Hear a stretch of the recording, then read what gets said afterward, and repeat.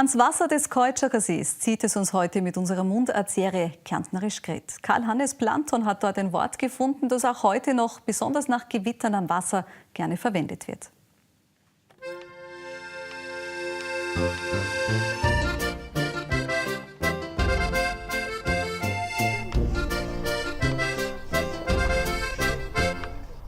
Unser heutiges Kärntner Wort direkt auf bzw. fast im Keutscherer See, Walloui spricht man das aus, hat man mir gesagt. Was das bedeutet, das weiß die Frau Taschwer. Bitte schön, was heißt das? Walloui, das sind die großen Wellen, die meistens vor einem Gewitter kommen.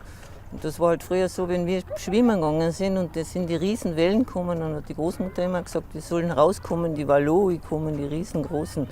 Und durch das eigentlich ist das Walloui das Wort gekommen. Und das ist meistens, wenn ein Riesengewitter kommt, das sieht man vorher nicht und dann kommen nur die großen Wellen und dann irgendwo merkt man das, dass dann ein Gewitter daherkommt. Frau Taschwer, gibt es da bei euch am Keutscherer See starke Gewitter? Jetzt momentan wieder, aber früher mal war es ein bisschen mehr. Ich glaube, das hat sich alles ein bisschen verzogen, verteilt, das Wetter. Wie hoch werden da die Wellen? Ja, im Frühjahr war einmal ein ganz starkes Gewitter, da sind sie so um einen halben, dreiviertel Meter hoch oben zu.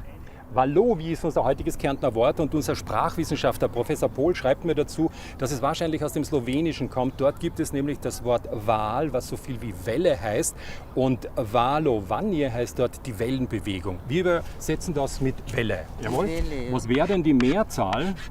Walloui, Aha, aber wir haben nur eine Welle. nur eine Welle. Und Sehr die fein. größte Welle ist, wenn ich sie jetzt in den See hineinschmeiße. Ich weiß auch Wellen, die noch größer war, wenn ich sie mitnehme.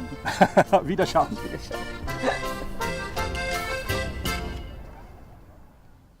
Kann Sie beruhigen, der Karl-Hannes ist trocken geblieben.